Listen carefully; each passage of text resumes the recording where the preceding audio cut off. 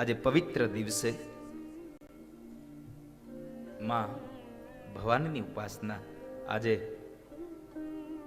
બળેવ છે, બ્રાહ્મણો માટે દિવાળી છે. આજે જનોઈ બદલવી અમારા માટે દિવાળી હોય સાહેબ. આજે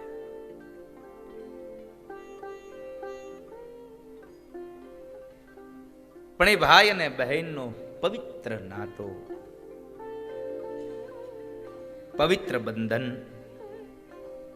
એક રાખડીનો એક કાચા સૂત્રનો તાતણો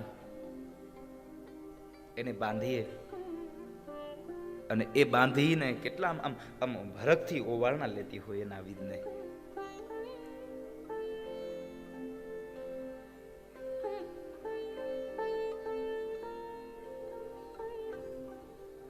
મારી ભાષામાં જો કહું તો હું ભાઈ અને બહેનના આ પવિત્ર બંધનના આ દિવસના આ વર્ણવા માટે શબ્દ ન હોય સાહેબ. કારણ પ્રેમ એ વર્ણવાનો વિષય નહીં, પ્રેમ તો અનુભૂતિનો વિષય છે.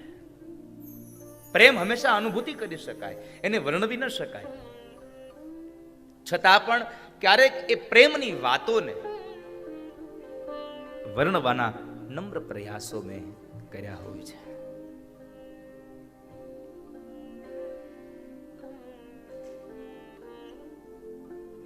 ગમે તેટલી દૂર હોય એ બહેન, કદાચ પહોંચી શકે એમ હોય તો પોતે રૂબરૂ આવે, અને ન પહોંચી શકે એમ હોય તો એક કવરની અંદર પોતાના ભાઈને એ રાખડી મોકલતી હોય છે. આજનો પવિત્ર બંધનનો નાતો, ભાઈની એ લાડકીને 3 વખત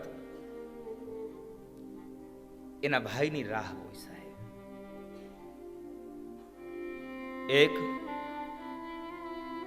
ભાઈ બીજના દિવસે, એક આ બળેવના દિવસે, અને એક સાસરિયામાં ગયેલી એ બેનના ઘરે જ્યારે કોઈ પ્રસંગ આવે ત્યારે એના મામેરાના દિવસે. આ 3 સમયે એના ભાઈની એ રાહ જોતી હોય છે.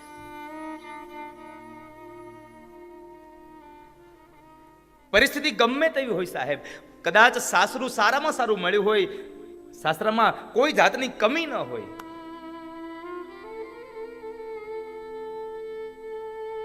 પણ જ્યારે એનો માડી જાયો વીર જ્યારે એના મામેરા લઈને આવે, મામેરામાં શું લઈને આવ્યો છે ને એ મહત્વ નથી, બસ મારો મામેરીઓ આવી ગયો ને એ મહત્વનું હોય છે એના માટે.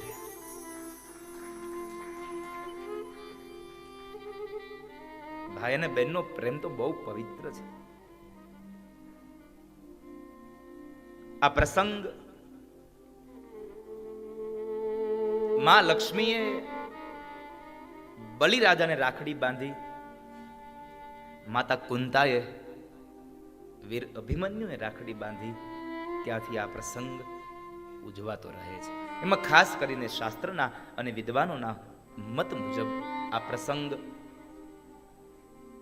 બલિરાજાને જ્યારે માં ભગવતી મહાલક્ષ્મીએ રાખડી બાંધીને ભગવાનને છોડાવ્યા, ત્યારથી આ પ્રસંગ ભારત વર્ષમાં ઉજવાતો રહે છે. કઈ એ ભાઈની સંપદા કે ભાઈની પાસેથી મને કંઈક પૈસો મળશે, ભાઈ મને કંઈક ઘરેણું લઈ દેશે, ભાઈ મને કપડાની જોડ લઈ દેશે, એના માટે કોઈ બેન ક્યારેય રાખડી નથી બાંધતી. બસ એના માટે તો એક જ વાત હોય છે, એ માગવા માટે નહીં, એ કંઈક આપવા માટે આવી છે. અને આપવા એટલું જ આવી છે કે મારા ભાઈની આયુષ્ય દીર્ઘાયુ બને, મારો ભાઈ બહુ નિરોગી રહે.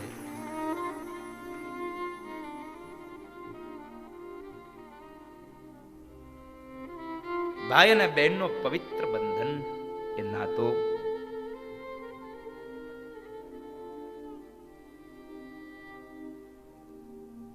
કેવા કેવા દાખલાઓ આપણા આ દુનિયામાં હોય છે. મારે એક વાત આ દુનિયાને ચોક્કસ કહેવી છે કે જે કોઈ દીકરીને પોતાનો માડી જાયો વીર નથી ને, એને કોઈ દિવસ બાપ મેળું ન મારશો. કારણ એ તમામ પ્રકારના મેણાઓ સહન કરી શકે છે, પણ જ્યારે એના ભાઈ નથી એટલે ભાઈ પ્રત્યેના કોઈ શબ્દો બોલાય ત્યારે દીકરી સહન નથી કરી શકતી હોતી. અને મેણા મારીએ ને તો એ મેણા કોઈ દિવસ ભૂલાતા નથી હોતા. આ મેણાની ગાંઠ એના હૃદયમાં લાગી જાય છે સાહેબ. મેણા ન મારશું.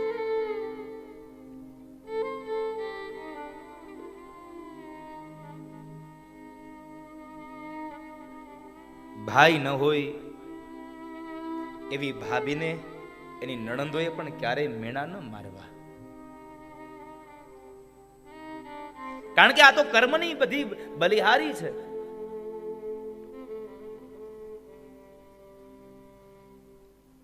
યુવાન ભાઈ હોય અને યુવાન બેન હોય તો જ રાખડી બંધાય ના. વયોવૃદ્ધ થયેલી માવડિયું પણ એના વીરને, વયોવૃદ્ધ થયો હોય છતાં પણ એના વીરને રાખડી મોકલે છે સાહેબ.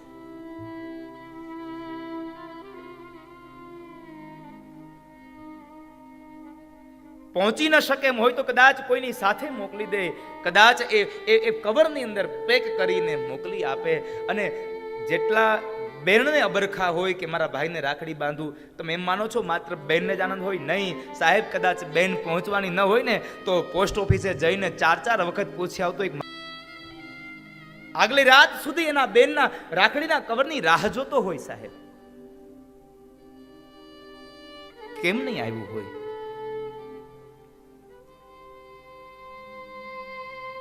કદાચ બેણે રાખડી ન મોકલી હોય ને તોય એ ભાઈ એમ માનતો હોય કે કદાચ આ પોસ્ટ ઓફિસમાં ક્યાંક વહી ગઈ હશે, બાકી મારી બેને રાખડી તો મોકલી જ હોય સાહેબ. એમને ન રહી.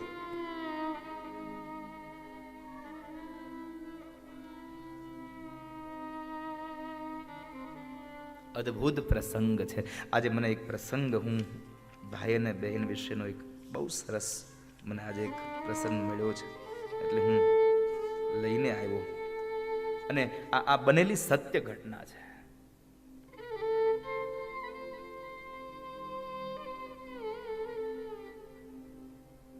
અમે લોકો નીકળવાના હતા ને તો અમારી બધી બહેનોએ અમને પેલા હાથે રાખડી બાંધી હતી. કારણ કે અમે આજે આ દિવસમાં અમે હાજર નથી સાહેબ.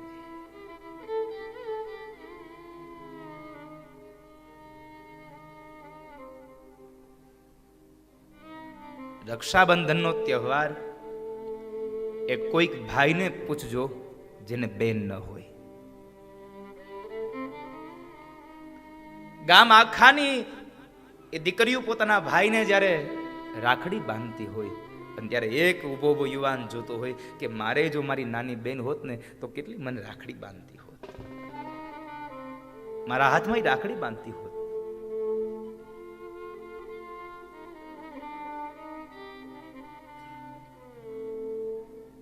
સત્ય ઘટનાનો એક પ્રસંગ છે.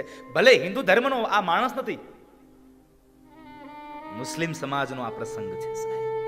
પણ મારે તમને ભાઈ અને બહેનના પવિત્ર બંધનનો નાતો કહેવો છે. ભાઈ અને બહેનનો કેટલો પ્રેમ હોય એની વાત મારે તમને કરવી છે. રંગોળી નદીના કિનારે પીપરાળી ગામ છે અને એ પીપરાળી ગામમાં ગોરામિયા અને ગોરાબાનુ નામના એક ભાઈ બહેન છે. સાચું નામ તો કોઈને ખબર નથી, પણ એ દેખાવમાં ઉજળા હતા અને નમણા હતા એટલે ગામના લોકોએ એનું નામ ગોરામિયા અને ગોરાબાનુ રાખ્યું. ભાઈ મોટો છે અને બેન નાની છે. ધીમે ધીમે સમય વ્યતીત થયો પણ ભાગ્યની રેખાઓ એવી લખાયેલી બાપ કે નાનપણની અંદર આ બેન ભાઈ બે નાના છે અને એ સમયે મા બાપનું મૃત્યુ થાય છે. મા બાપ મૃત્યુ પામ્યા છે.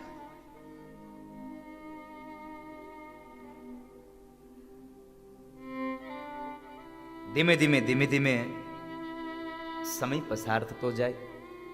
ભાઈ મોટો છે એટલે બેન ગોરાબાનુને એટલો લાડ લડાવે, એટલો હેત કરે, એક એક વાતનું ધ્યાન એની બેનનું રાખે છે, જાણે મા ને બાપનું બેવનું પાત્ર પોતે ભાઈ ભજવતો હોય ને આટલી એની કાળજી રાખે છે.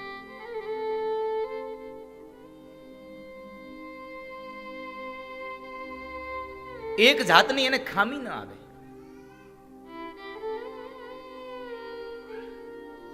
એટલું ધ્યાન એની બેનનું રાખે. ધીમે ધીમે સમય પસાર થઈ ગયો. બહુ સંક્ષિપ્ત કથા આપને કહું. 20 વર્ષની આવરદા ગોરા મૈયાની થઈ એટલે એના પરિવારના જે સભ્યો હતા એમની ઈચ્છા થઈ કે હવે બસ આના લગ્ન કરી દઈએ. અને ગોરા મૈયાના લગ્ન નક્કી થયા, એની સગાઈ થઈ, એની શાદી થઈ. પરણિતા પરણીને ઘરમાં આવી છે. એને સાંભળ્યું હતું કે મારો જેની હારે મારો લગ્ન થવાનો, મારી હારે જેનો વિવાહ થવાનો, એને એક બેન છે અને બહુ એને હેતથી રાખે છે. આવું સાંભળ્યું હતું. પણ ઘરમાં આવ્યું ને, એ ઘરમાં આવેલી પરણિતાએ આજે તો નજરે જોયું કેટલા લાડ લડાવે છે પોતાની બેનને.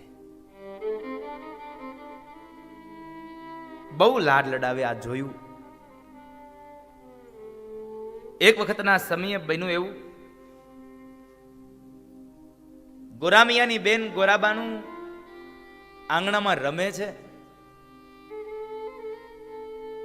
અને ઓસરીના કોરે ગોરામિયા બેઠા બેઠા જુએ છે એની બેનની આ બધી રમતોને. અને એ સમય બરાબર એમના પત્ની ત્યાં આવ્યા છે. એને એમ હતું કે એમની બેન રમે છે ને તો ચાલ મારા પતિ સાથે થોડીક પ્રેમની વાતો કરી લઉં. લગ્ન કરીને આવી છું તો થોડીક ઝંખના હતી એટલે લગ્નની એ પ્રેમની વાતો કરવા માટે એના પત્ની આવીને એની પાસે બેઠા છે. પણ એના પ્રેમની વાતો મૂક પડતી અને ગોરામિયાએ તો એને એ જ વાત કરી, સાંભળ્યું, મારી બેનને કોઈ વાતનું ખામી તો નથી રહેતી ને? તમે એને બરાબર જમાડો છો ને? તમને ખ્યાલ છે મારી બેનને આ શાક નથી ભાવતું? આટલી બધી સાર સંભાળ, આટલો બધો હેત, આટલો બધો લાડને જોઈ અને એ ગોરા મિયાની પત્નીને થોડી ઈર્ષા આવી. હવે થોડી ઈર્ષા આવે છે. હું આપ અત્યારની તમામ માતાઓને કહું, સાહેબ, તમારી લગ્ન જીવનમાં તમે જ્યારે સસરાના ઘરે જાઓ અને કદાચ તમારો પતિ એની બેન સાથે ખૂબ ભાવથી રહેતો હોય, એમાં ઈર્ષા ન કરશો. કારણ આ તો જેને ભાગ્યમાં હોય ને એને બેનનો, અને ભાગ્યમાં હોય એને જ ભાઈનો પ્રેમ સાંપડ્યો હોય. માટે ઈર્ષા ન કરવી સાહેબ.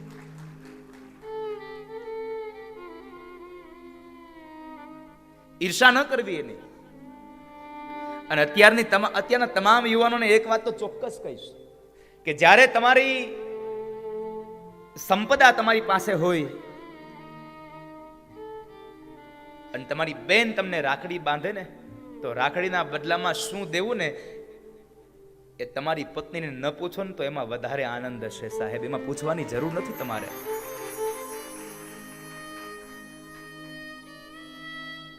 કદાચ બેન સાસરે ગઈ હોય અને બેનના ઘરની અંદર કદાચ કોઈ દુઃખ આવે અને કદાચ પત્નીને પૂછ્યા વગર તમે મદદ કરી નાખો ને તો પણ મારો ઠાકુર તમારા ઉપર રાજી રહેશે સાહેબ.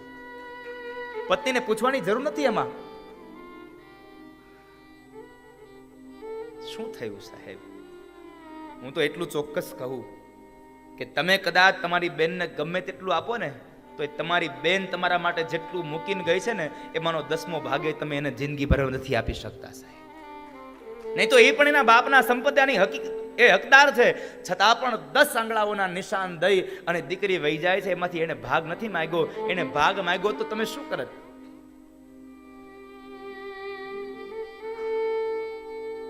એને આપશો તો એમાં જરાય ઓછું નહીં થઈ જાય. પણ ઈર્ષા થઈ આ ગોરામિયાના પત્નીને. ધીમે ધીમે સમય પસાર થયો. બેન જુવાન થઈ. વેવિશાળ માટે બહુ સંબંધો જોયા પણ ભાઈની કોઈ ઈચ્છા નથી કે મારી બેન સાસરે જાય. પણ આમ પણ એક સમાજનો નિયમ છે સાહેબ, બેન ગમે તેવડી હોય અને બેન મોટી થાય, ગમે તેટલો લાડ હોય, ગમે તેટલો પ્રેમ હોય, ગમે તેટલી વાલી હોય, પણ દીકરી અંતે શોભે તો સાસરીએ જ. બેન યુવાન થઈ અને એ યુવાનીમાં એની સગાઈ માટે મૂર્તિઓ જોવે છે. જોતા જોતા જોતા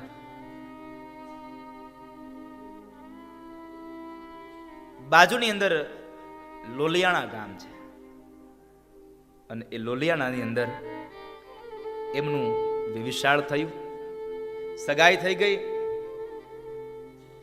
લગ્ન થયા. સૌ લોકો આનંદ કરે એ લગ્નમાં.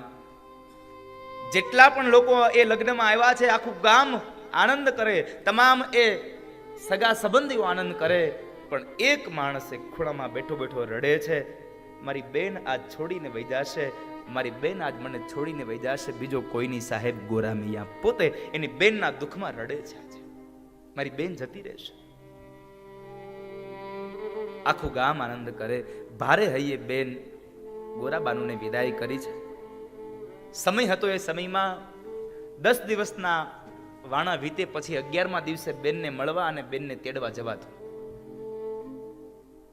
11મા દિવસનો સમય થયો અને બેનને મળવા માટે જાય છે. ઘોડી પર સવાર થઈ અને ગોરામિયા મળવા માટે જાય છે. બેને એને આવવાની રાહ જોવે છે. બેન પણ આમ બરાબર આંગણામાં ઊભી છે, આંખો ઉપર નેજવા રાખી રાખીને જોવે છે કે મારો ભાઈ હમણાં આવશે, મારો વીર હમણાં આવશે.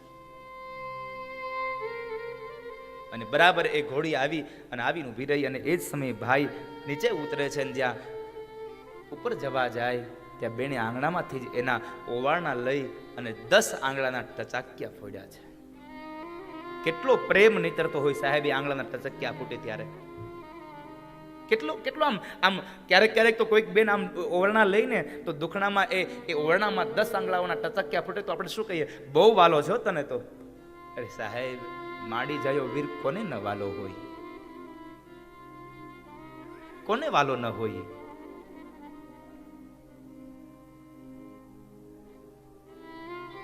બેને ઓવારણા લઈને અંદર લઈ જાય છે. 1 દિવસ 2 દિવસ બેનનો ઘરવાળો પણ એટલો જ સારા સ્વભાવનો હતો કે એને પણ ગોરામિયા સાથે એટલી ભાઈબંધી આમ એટલી આત્મીયતા થઈ ગઈ કે ગોરામિયા જવાની વાત કરે ને તો ફરી પાછા કે તમે આજ રોકાઈ જાવ ને. બનેવી એને રોકતા રહી છે. પણ બન્યું છે એવું કે 5 દિવસના દાડા વીતી ગયા અને હજી ગોરામિયા રોકાણા છે. એટલે આ બધાને કોઈને વાંધો ન આવ્યો, પણ ગોરાબાનુની નણંદબા હતા, એણે જરા ગોરાબાનુને મેણું માર્યું કે ભાભીમાં, આ તમે ને તમારા ભાઈ બે મારા ભાઈને વરીને આવ્યા છો, તમે બે અહીંયા મારા ઘરમાં રહ્યો છો. મેણું માર્યું. બેને પોતાના ભાઈને વાત કરી. ગોરામિયાથી જવાનું થયું પણ એ દુઃખ સહન ન થતું. એટલે જ્યારે આવતીકાલ સવારમાં જવાનું છે એટલે આગલી રાતે તમામ વ્યક્તિઓને ભેગા બેસાડી અને પોતાનો એક વિચાર એને રજૂ કરવો છે. પણ હું શું કહું, મારે કઈ રીતે એ વિચારને રજૂ કેમ કરવો. અને અંતે એક વિચાર આવ્યો અને એ વિચાર રજૂ કરતા કહે છે કે જીજાજી,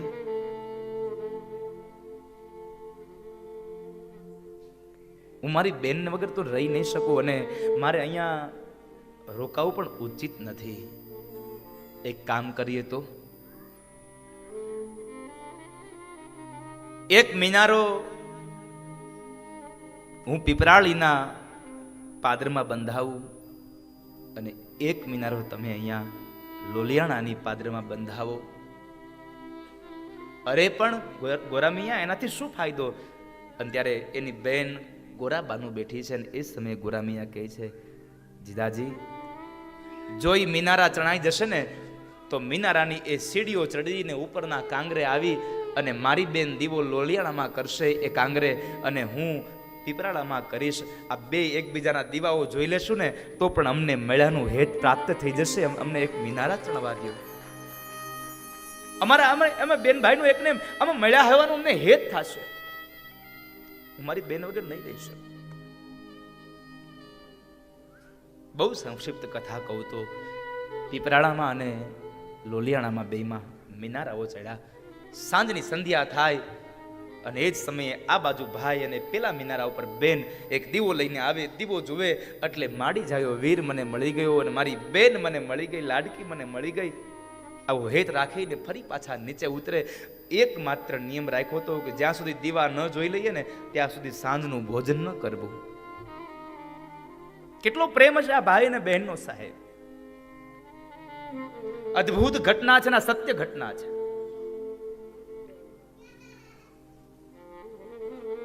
અને એમાંની અંદર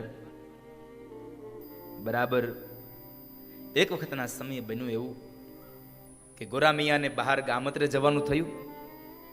જતા જતા બરાબર અષાઢ મહિનો છે એટલે ઝરમર ઝરમર મેહુલિયો પણ વરસે છે.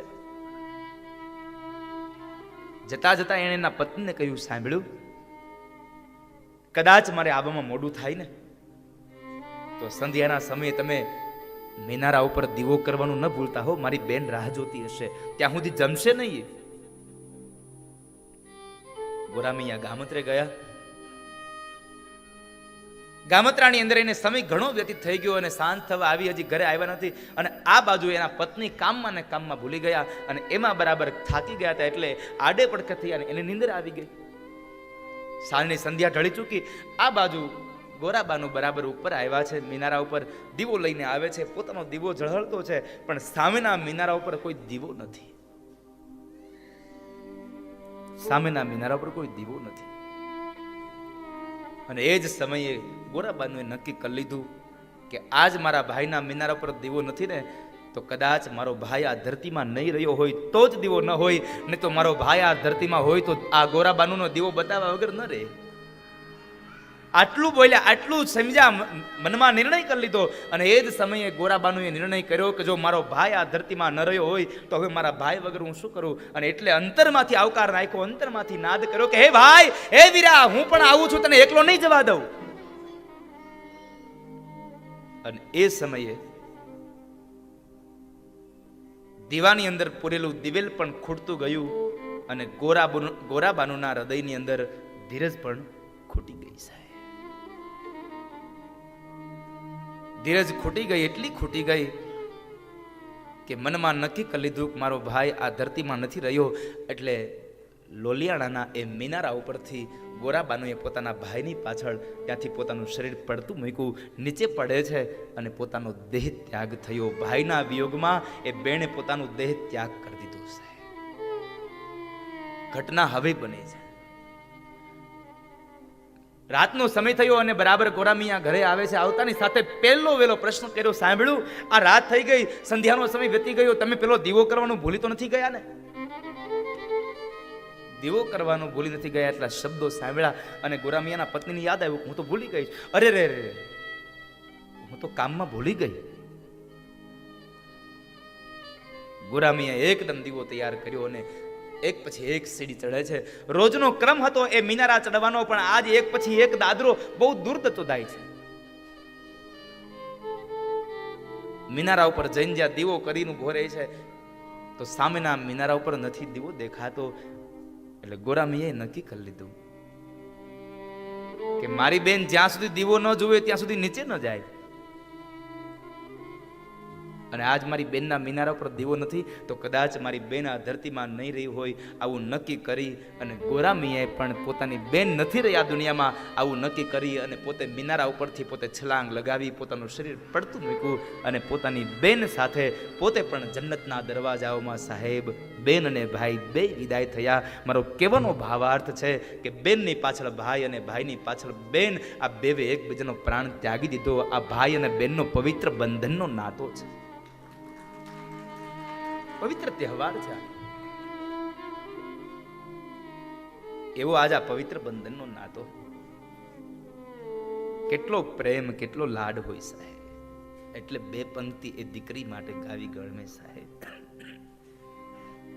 કોણ હલાવે લીંબડી, કોણ ઝુલાવે પીપળી, ભાઈની બેની લાડકી, ભૈરો ઝુલાવે ડાળખી.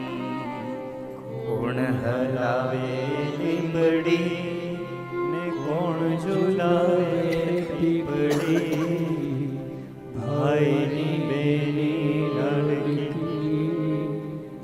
ભૈરો ઝુલાવે ડાળખી. કેટલી આમ